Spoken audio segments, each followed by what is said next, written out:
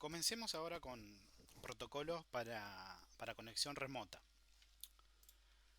Veamos un repaso de multiplexores de terminales que son bastante útiles a la hora de estar trabajando en la línea de comando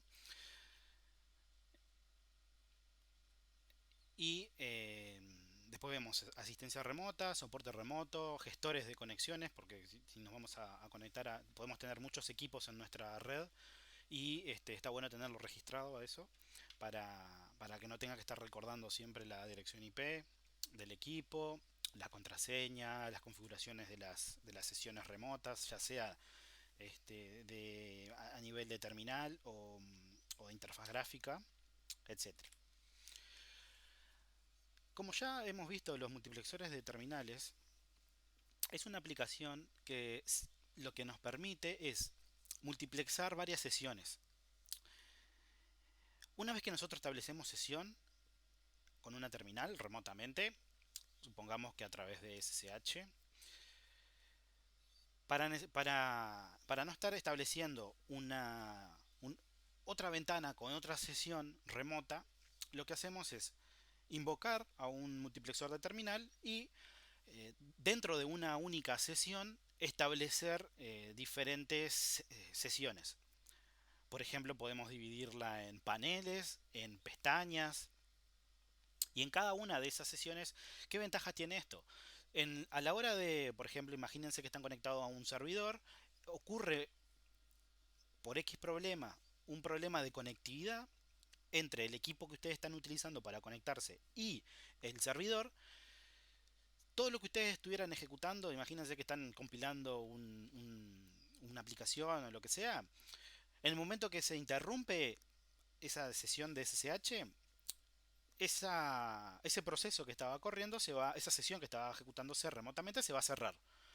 Entonces, si tenemos un multiplexor, lo que nos va a permitir es en un futuro cerrar la ventana de la conexión remota y reanudar en la misma sesión en la que estuve conectado con anterioridad y tener la aplicación que estaba ejecutando. Si estaba compilando algo, bueno, dejar la aplicación compilando y sé que si me desconecto por algún motivo, cuando me vuelvo a conectar voy a reanudar la sesión en el punto en donde la dejé.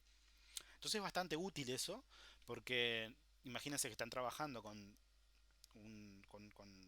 muchos servidores al mismo tiempo.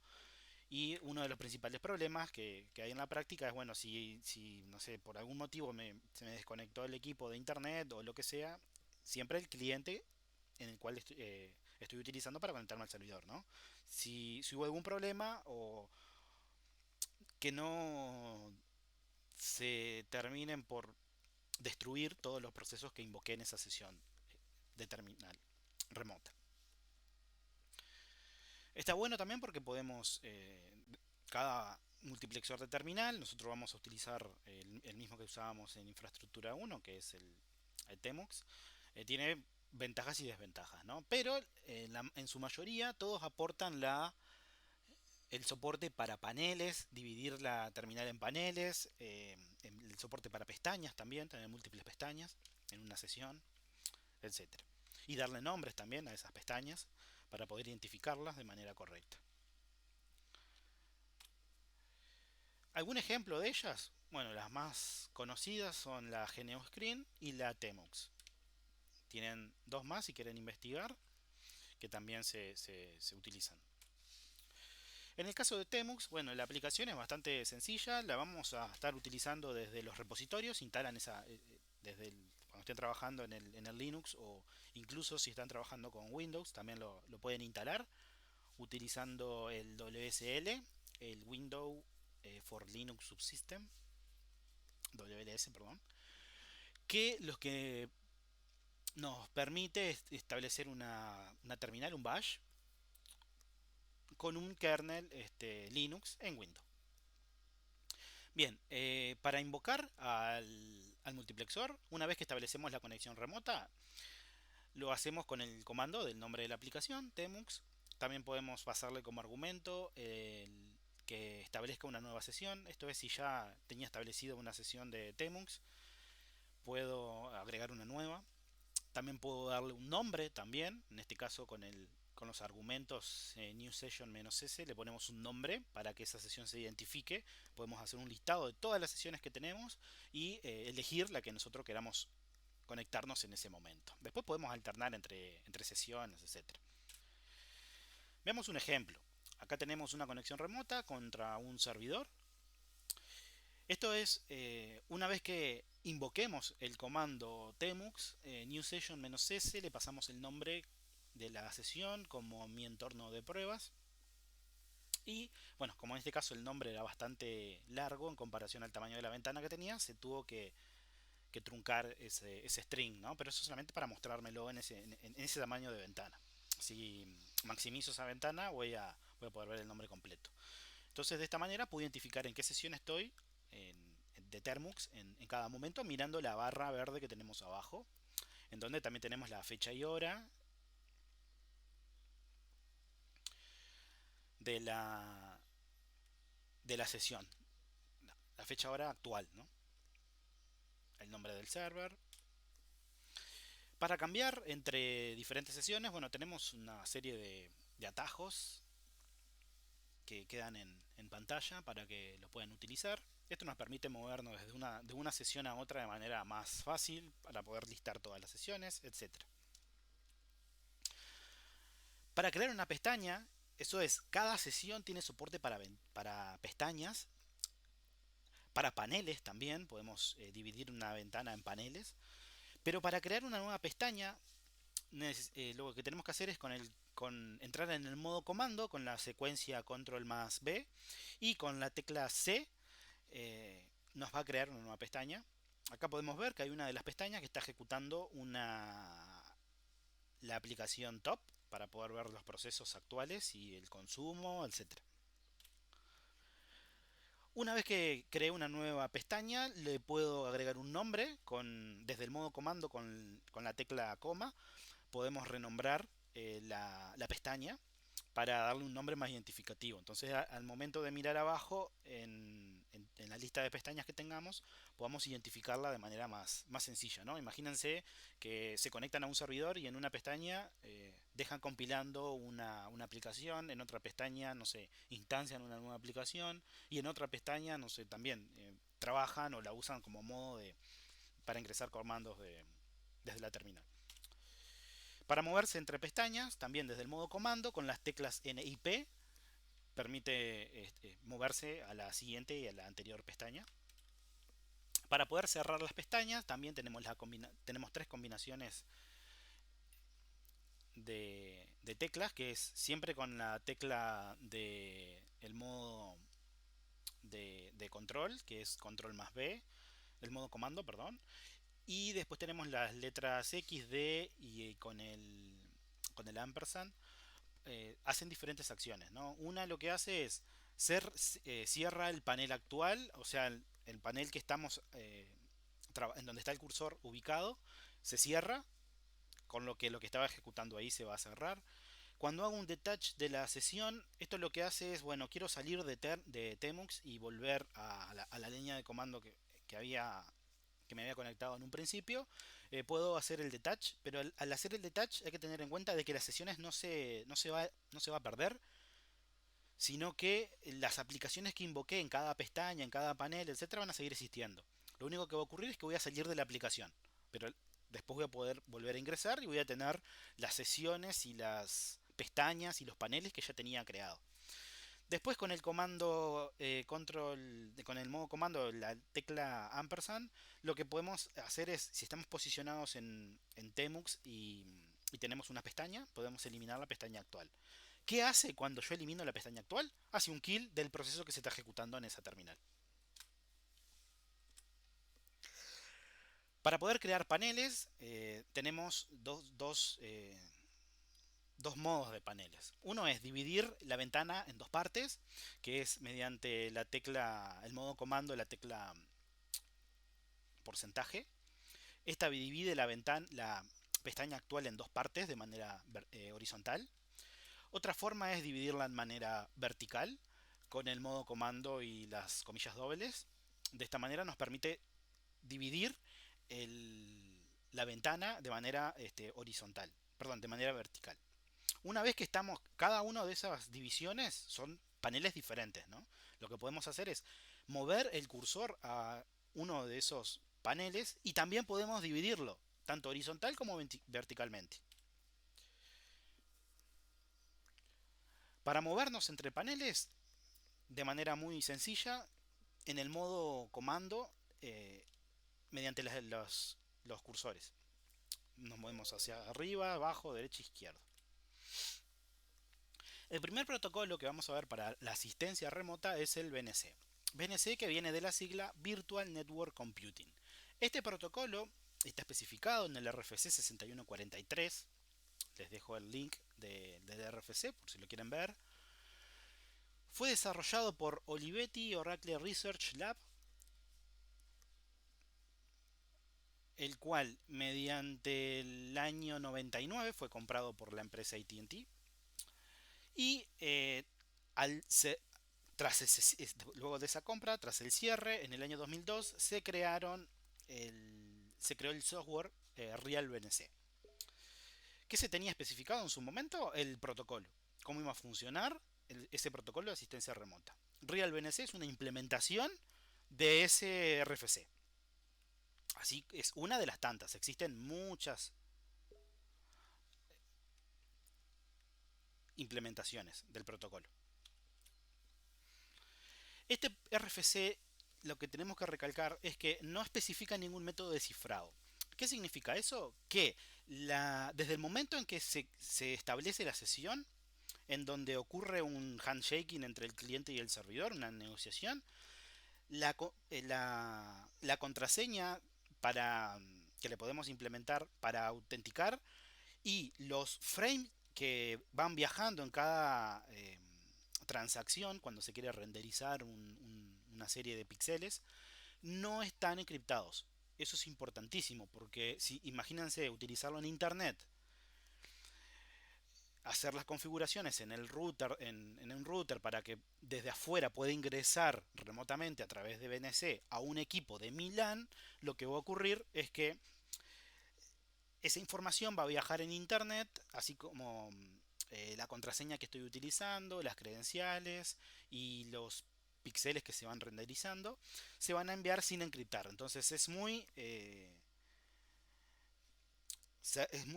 recomendado de que este protocolo se implemente sobre un protocolo que soporte cifrado. Por ejemplo, a través de SSH. Nosotros lo que podemos hacer es, vamos a verlo en videos más adelante, mediante un túnel SSH establecemos la sesión y mediante ese túnel enviamos un protocolo que que no soporta cifrado. Entonces utilizamos el cifrado de la sesión SSH para eh, encriptar, por así decirlo, la sesión BNC. Este protocolo se compone de un cliente, de un servidor y un protocolo de comunicación. Este protocolo es el que está especificado en SRFC, que lo vamos a llamar de acá en más BNC. El cliente, vamos a ver cada una de las especificaciones de esas entidades que componen a BNC. El cliente es el que controla e interactúa con el servidor. ¿Qué significa eso? El servidor es quien comparte su pantalla. El cliente va a enviarle señales al servidor para que lo procese. ¿Cuáles son esas señales? Las entradas a través del teclado que se hacen en el cliente. Cuando el cliente mueva el cursor, para que el servidor refleje el cursor, la posición en donde tiene que trasladar el cursor sea la misma que especificó el cliente. Y también que el servidor va a procesar las teclas que reciba del cliente. Este servidor lo que va a hacer es compartir su pantalla. ¿Qué significa eso? Que cuando el cliente se conecte va a poder interactuar con la sesión gráfica establecida en el servidor. Eso es que tanto el que esté enfrente del servidor como el que esté trabajando con el cliente va a, van a ver lo mismo. El protocolo que se llama RFB está basado en una primitiva gráfica que dice agregar un rectángulo de píxeles en una posición específica.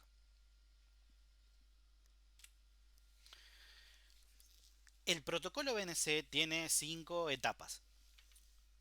Primero, es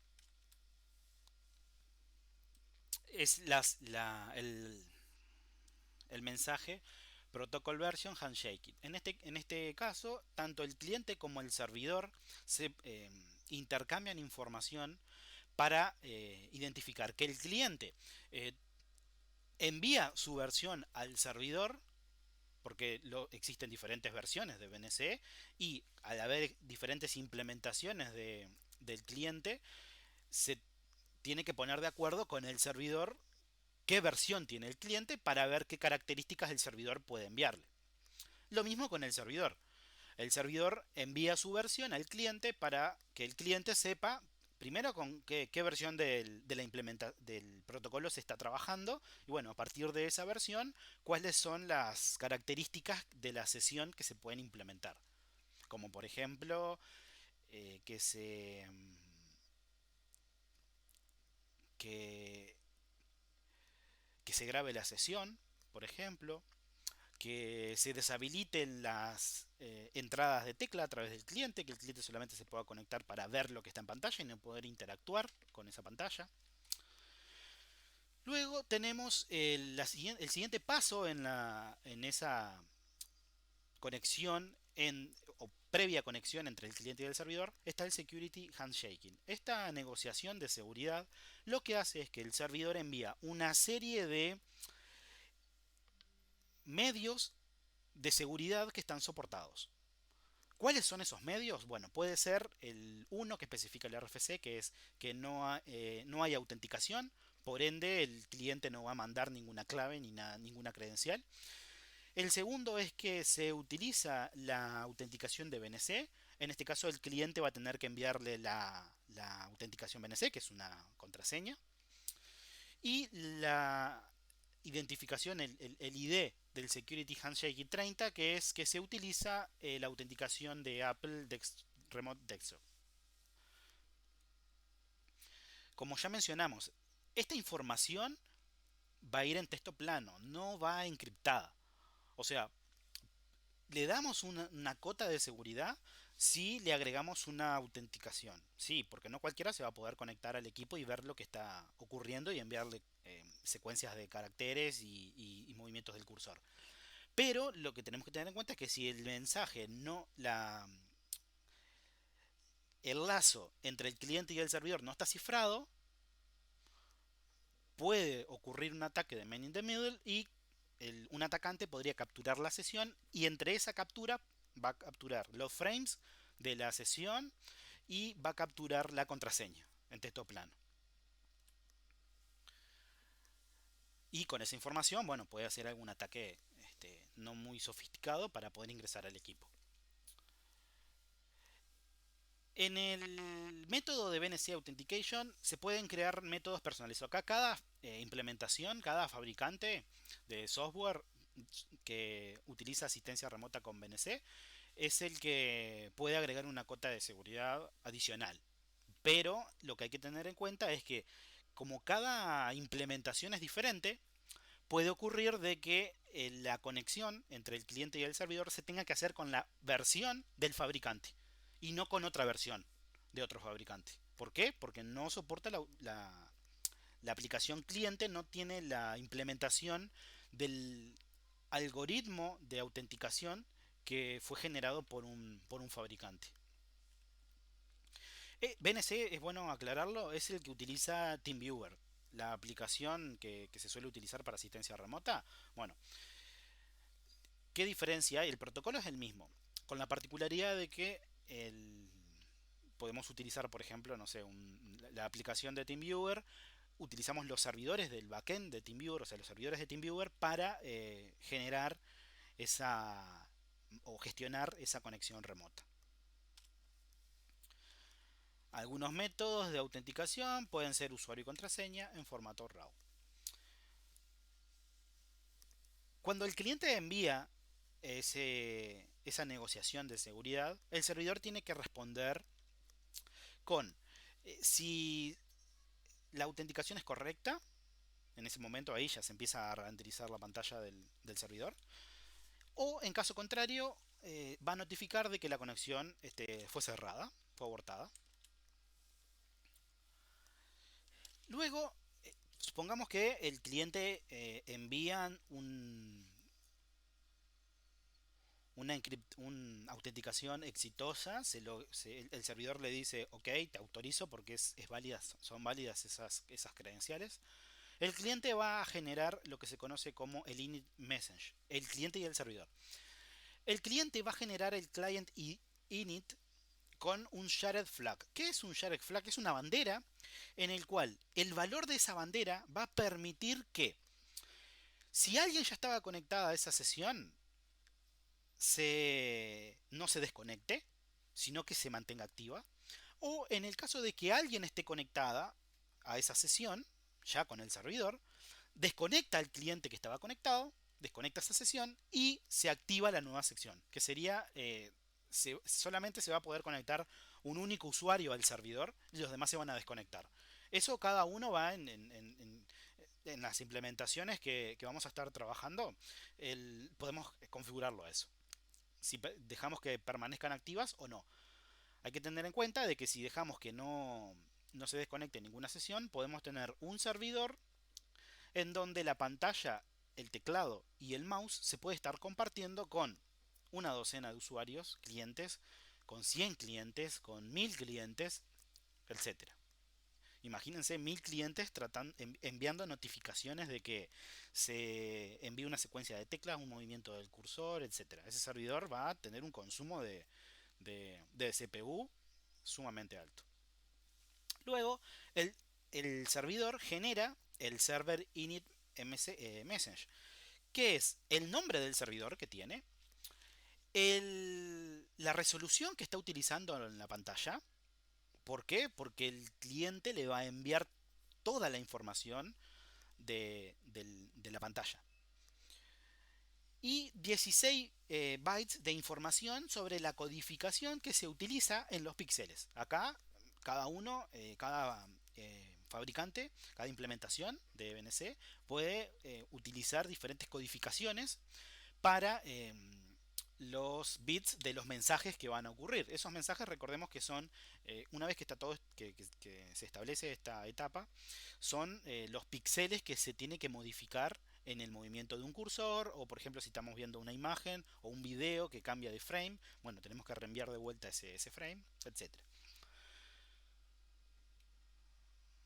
Eso, si no está codificado, o sea, va a consumir mucho tráfico en la red. Entonces es como si fuera un archivo en el cual ustedes lo comprimen para que ocupe menos espacio. Esto ocurre exactamente lo mismo. Se utiliza un codec a la sesión de BNC para comprimir los píxeles. Una vez que se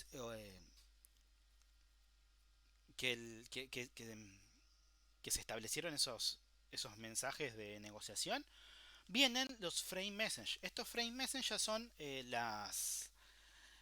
los mensajes que se van a renderizar. Son los píxeles que se ven en pantalla que se tienen que pintar en el cliente.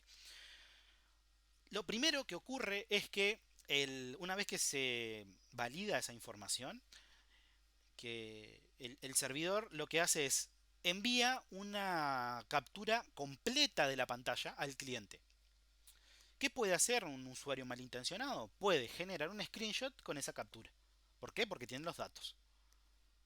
Como no están encriptados, puede generar un screenshot y puede hasta incluso reproducir la sesión. Ver cuáles fueron los movimientos del cursor, cuáles fueron las teclas que se enviaron, etcétera. Estos frame message lo que hacen es, una vez que se envió el screenshot de la pantalla, se parte en diferentes paneles.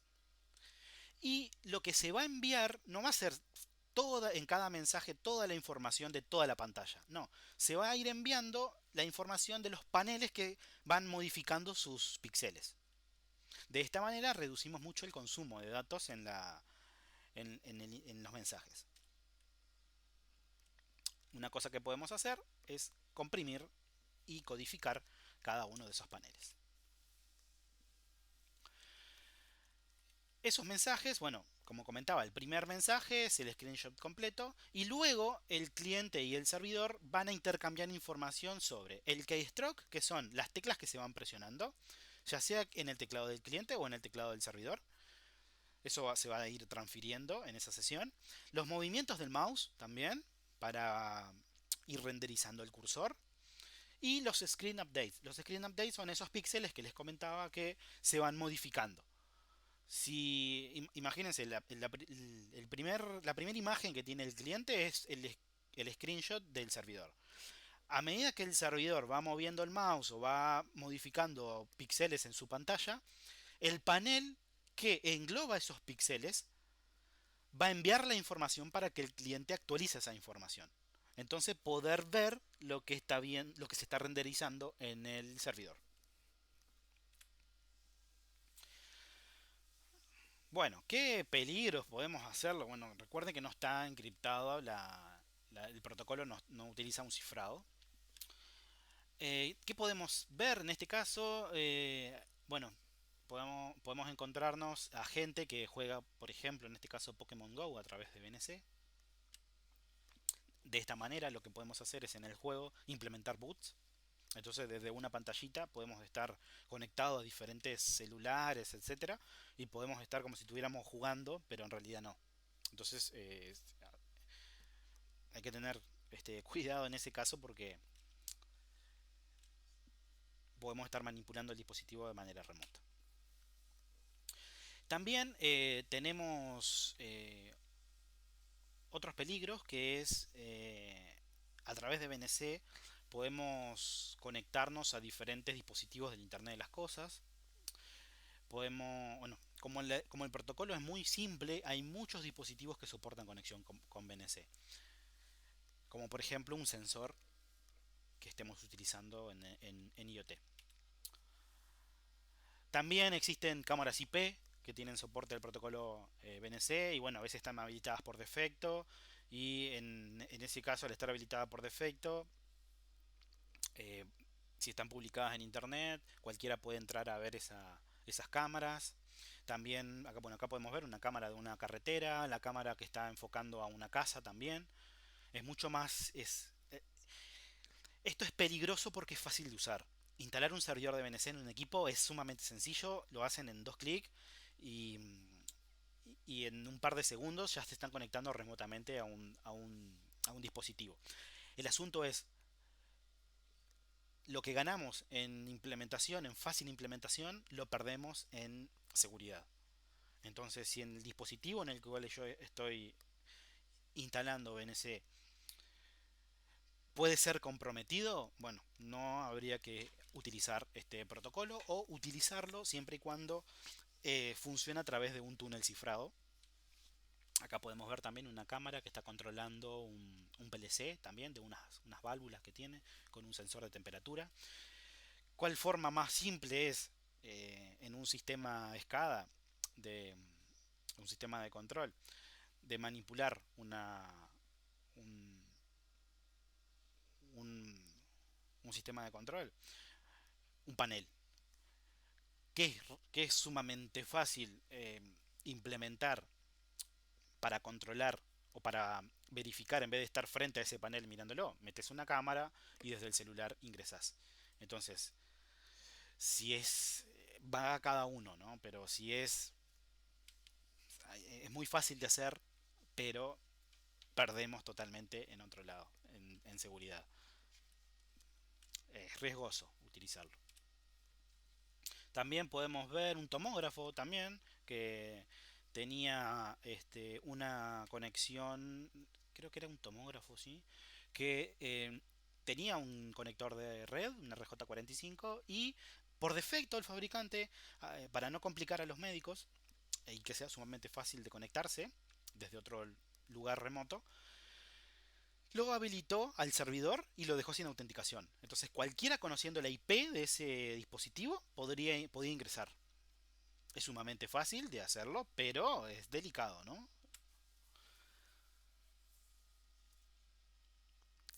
Una forma de conectar este modelo de asistencia remota de BNC utiliza la arquitectura cliente-servidor que ya mencioné Y existen dos modos de operación. El modo normal, que es yo voy a un equipo, servidor, dispositivo. El, ese servidor utiliza el puerto por defecto, que es el puerto de la capa de transporte TCP 5900 más N, siendo N el número de pantalla. El 0 es para la pantalla física. O sea, si tenemos a partir del puerto 5900, 5901, 5902, etc. por cada pantalla que pueda tener el equipo. Y 0 es la pantalla física. Algunas implementaciones inician un servidor HTTP que en el cual en el puerto 5800 proporciona un visor BNC a través de un applet de Java. Entonces, ¿qué significa esto? Que yo puedo a través de un navegador, me conecto a la IP del servidor, escribo una barra de direcciones, la IP 2.5800, le doy enter y ahí el navegador me va a solicitar que autorice un applet de Java para que pueda cargar el cliente de BNC y pueda conectarme de manera muy fácil utilizando un navegador. La otra, el modo de operación, que es el reverso. En este caso, la arquitectura funciona, es la misma cliente y servidor, pero se intercambian los roles. El servidor va a utilizar el puerto TCP 5500 para conectarse a un cliente en modo listen. Esto lo que permite es que un cliente pueda estar detrás de un NAT. O sea, imagínense, si yo en una red quiero que se acceda por BNC desde internet, lo que tengo que hacer en el router, si no tengo implementado una VPN o a través de un túnel SSH, lo que tengo que hacer es hacer una redirección de puertos en mi router para que, conociendo la IP de internet en donde está ese servidor, pueda conectarme y redirigir el puerto desde la red de internet al puerto IP de mi servidor en mi LAN para poder conectarme. ¿Qué significa eso? Que yo tengo que manipular el servidor para... tengo que manipular el router en donde está el servidor para hacer ese redireccionamiento. Muchas veces no tenemos las credenciales de un servidor, del router en donde está un servidor ejecutándose. Entonces, ¿cómo podríamos hacer? Bueno, implementamos una conexión en reversa. En este caso es el servidor el que se va a conectar en el cliente. Esto va a quedar más claro cuando veamos los túneles y cuando estemos trabajando con túneles y con conexiones reversas. En sistemas operativos, en años anteriores hemos hecho alguna práctica de conexiones reversas con la terminal. Esto es exactamente lo mismo, pero con el protocolo BNC. Algunos de los ejemplos de BNC, de implementaciones del protocolo, es el Ultra BNC, TIE BNC, Tiger BNC, Real BNC y el TeamViewer. Todos funcionan sobre el mismo protocolo, algunos agregan funcionalidades extra. Recuerden que si cada fabricante agrega una funcionalidad extra, eso obliga al que el cliente, para conectarse al servidor, utilice el cliente de ese fabricante y no de otro. Porque esas características adicionales en otro no van a estar implementadas. Por ejemplo, UltraBNC tiene una opción para transferir archivos entre el cliente y servidor, que funciona muy bien. Tiene un chat también, que funciona muy bien. Pero la desventaja es que UltraBNC no está para Linux, funciona en Windows porque está programado en C Sharp.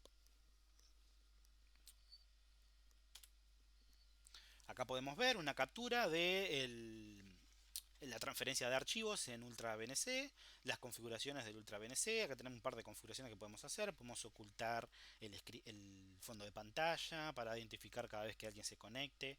Podemos deshabilitar desde el tray el icono del BNC, del UltraBNC, para que no sepan que tenemos instalado UltraBNC y podemos ver lo que están haciendo. Y me faltó que agregar la ventana de mensajería. En ese caso es un chat entre el cliente y el servidor en el cual cuando ese chat se establece no se ven, no se interactúa con la pantalla del servidor, sino que solamente es un canal bidireccional por texto. También tenemos maravillas como UltraBNC Repeater, que lo que permiten es, imagínense que yo lo que quiero hacer en una instalación hogareña, quiero tengo las credenciales del router y puedo hacer un redireccionamiento de puerto a cada uno de los PC de mi LAN. ¿Qué va a ocurrir? Si tengo 100 PCs, tengo que hacer 100 reglas de redireccionamiento de puerto, de port forwarding. Pero con este server, lo que podemos hacer es redirijo, creo una única entrada de redirección de puertos en mi router y desde el cliente especifico a qué IP de la LAN me voy a estar conectando. Entonces ahí no tengo que estar creando por cada equipo un nuevo redireccionamiento en el router. Los redireccionamientos en el router siempre se tienen que evitar. Otra utilidad que tenemos con BNC es la posibilidad de persistir sesiones. Imagínense que toda esa sesión, toda la información que fluya entre el cliente y el servidor mientras dure esa sesión, la quiera persistir y la quiera reproducir. Bueno, existen, por ejemplo, esta aplicación RFB Proxy, que lo que permite es que es un visor de BNC que se conecta y después empieza a guardar toda la información de BNC que va recibiendo. De esta manera, después lo puedo codificar con un codec de video y puedo crearme un video con toda la sesión, con toda la grabación de la pantalla del servidor. Otro protocolo que se suele utilizar es el de RDP, el de Microsoft. Este protocolo, que fue desarrollado por Microsoft, es propietario. Existen las primeras versiones que están las especificaciones en la web de Microsoft para, eh, para ver cómo funciona. E incluso hay implementaciones de software libre que se han hecho con esas especificaciones que nos permiten implementarlo. Y Microsoft lo define como una terminal gráfica para escritorios remotos. Esta RDP también se le llama a Terminal Server o Terminal Service también en la jerga Windows Server. Utiliza el puerto TCP 3389. O sea, si quieren estar trabajando o están a través de un firewall o lo que sea, recuerden el número de puerto y el puerto de la capa de transporte. Y bueno, se ejecuta en el modo aplicación. ¿Cuáles son las ventajas? Bueno, opera con una paleta de colores de 32 bits, soporta encriptación TLS de 128 bits, tiene soporte para audio, podemos intercambiar archivos entre el servidor y el cliente, tenemos redirecciones de impresoras y de puertos, podemos compartir el portapapeles, el buffer, el clipboard, se puede adaptar la sesión, la calidad e imagen al ancho de banda.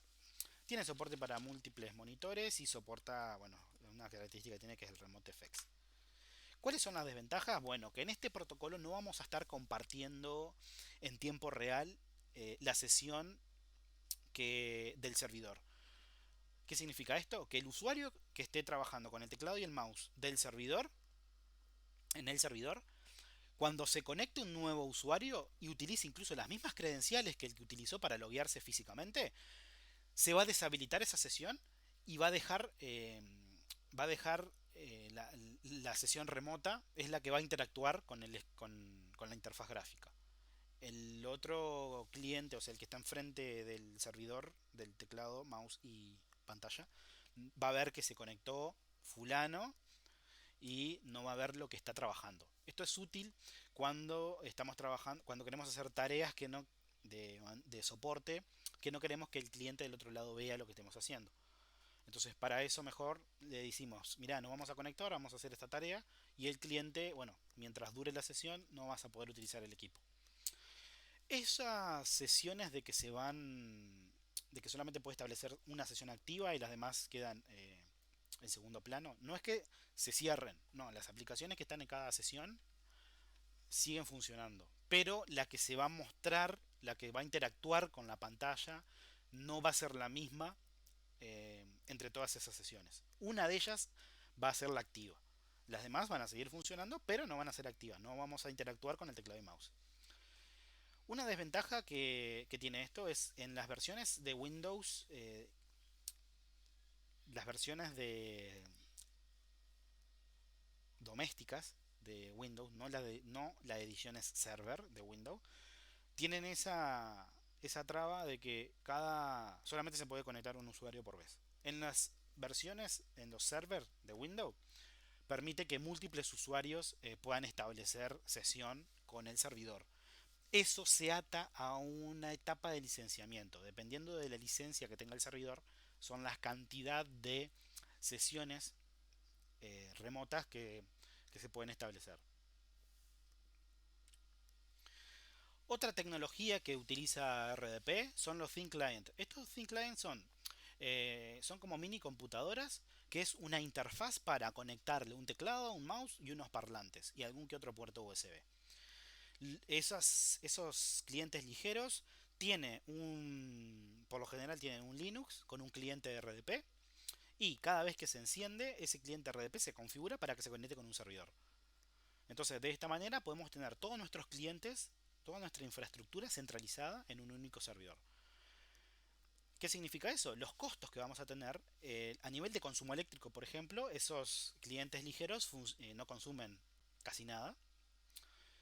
Podemos invertir en un buen hardware, en un buen servidor, y sacarle el máximo provecho a ese hardware, porque podemos, para agregar nuevos usuarios a nuestra red, nuevos clientes ligeros, lo que tenemos que hacer es crear una sesión a ese usuario en el servidor, y mientras las prestaciones de hardware lo permitan, el servidor va a gestionar toda la carga. Existen muchas empresas que lo que invierten es eso, en un buen servidor, y para no estar agregando, no sé, una UPS en los clientes, porque para solucionar el problema de la eléctrica, no sé, cualquier otro tipo de problemas que pueda haber entre el cliente y el servidor, es más fácil tener un cliente ligero que no tiene instalado ningún sistema operativo en un disco ni nada, sino que automáticamente se llega a quemar o algo, agregamos uno nuevo y el equipo automáticamente se conecta al servidor y reanuda de la sesión que se había establecido con anterioridad. Entonces esto reduce los gastos administrativos, podemos escalar en usuarios. Y acá podemos ver un ejemplo de Thin Client, que es un fabricante que es N Computing. Y acá podemos ver cómo este terminal ligero, tiene una conexión para un monitor, teclado y mouse, un RJ45 para la red y algún que otro puerto USB. Incluso también tiene entrada y salida, no se ve en la foto, pero tiene entrada y salida de audio para conectarles unos auriculares y a un micrófono. Y es sumamente práctico. Incluso miren un aula cómo se vería. Acá tenemos cada uno con un PC de escritorio y acá con un Thin Client. Podemos prender todo el equipo al mismo tiempo. El consumo eléctrico se reduce enormemente. Funciona muy bien. Depende de las aplicaciones que vayamos a estar utilizando. Si es de ofimática, lo podemos implementar sin ningún tipo de problema. Si es para navegar en internet y bueno, hacer alguna que otra tarea de administrativa, nos anda fenómeno.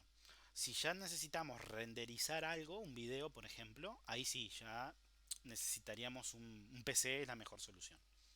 Pero siempre hay que evaluar el entorno en donde vaya a funcionar esto, si es viable o no. Para un aula anda impecable, para un ciber también. ¿Cuál es la ventaja también los de N Computing, por ejemplo?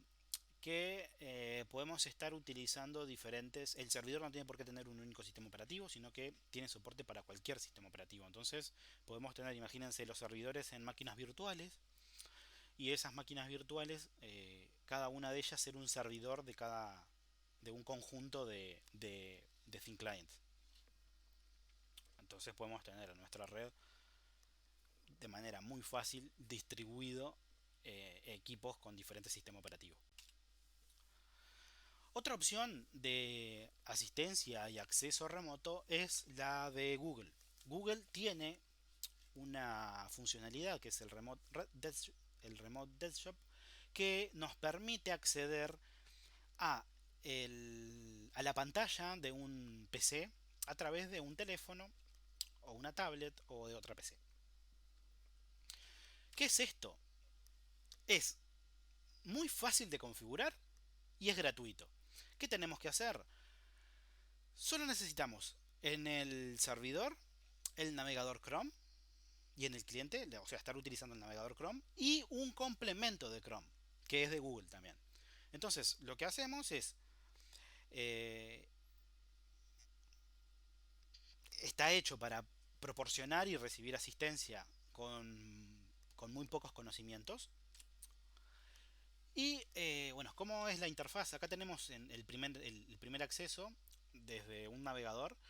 Accedemos a la web y tenemos dos opciones, o recibir asistencia o proporcionar asistencia. Cuando vamos a recibir asistencia, ahí podemos ver que tiene un icono que es para descargar el complemento.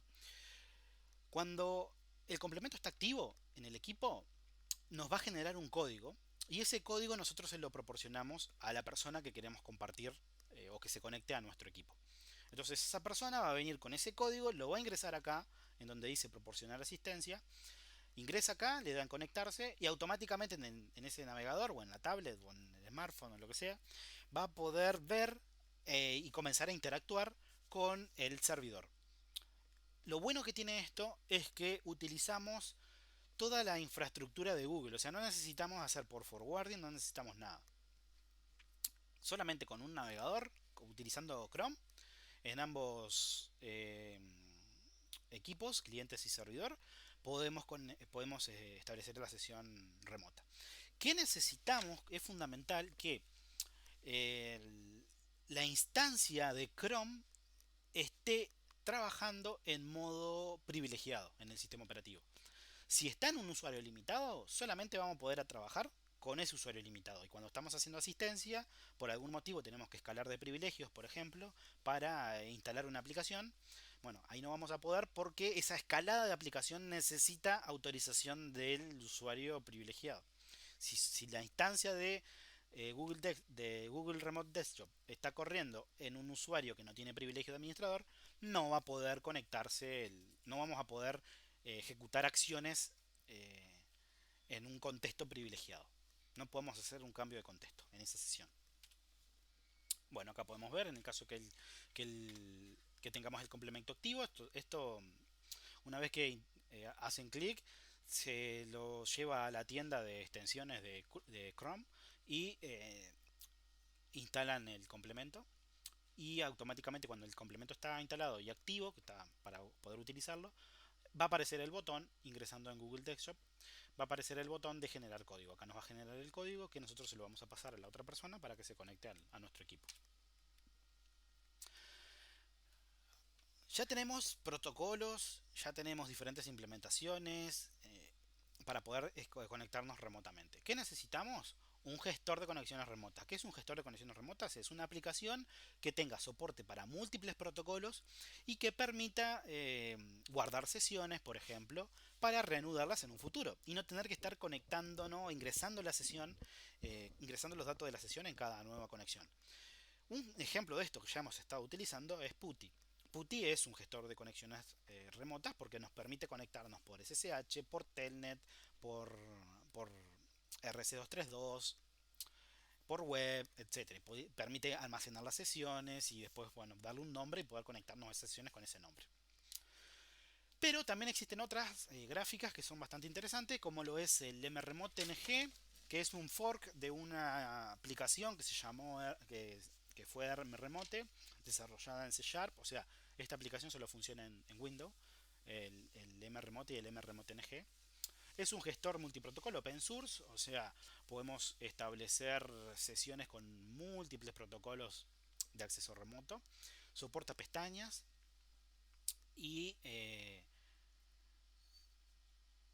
y bueno, y los protocolos que podemos utilizar es RDP, BNC, SSH, Telnet, HTTP, HTTPS, una conexión en RAW, etcétera. Acá podemos ver una captura donde tenemos el, el panel de conexiones, en donde acá vamos a agregar todos nuestros servidores, equipos, etcétera. Y acá en la pantalla. Entonces de esta manera cuando nos quedamos conectar a un equipo ya tenemos todos los datos. Lo único que tenemos que hacer es venir, hacer doble clic y listo. Y después podemos establecer sesiones con múltiples equipos y nos va a quedar acá arriba las pestañas para que podamos cambiar entre cada sesión, entre cada pestaña. Otra opción que hemos adoptado en el curso a utilizar es Apache Guacamole. Apache Guacamole es un gestor de conexiones remotas que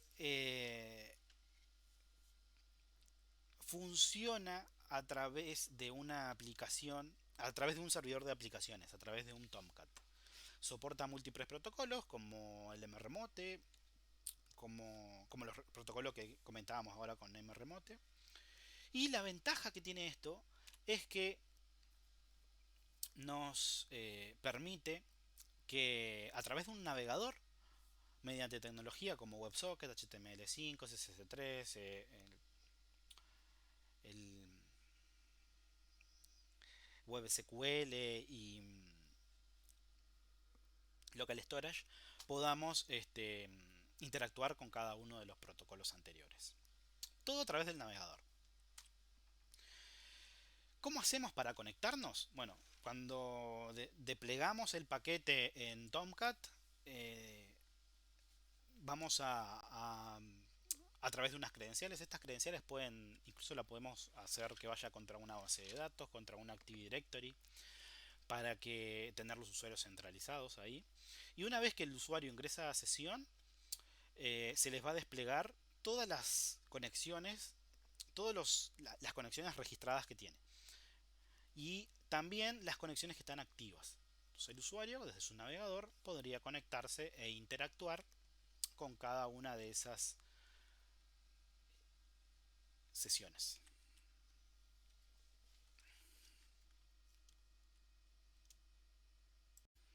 Veamos un ejemplo de uso utilizando el software Guacamole. Es un video que está en el sitio del fabricante.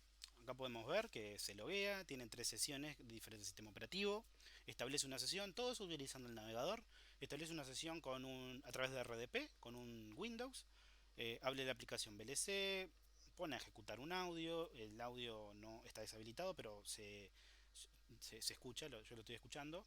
Después en otra sesión se conecta a un Debian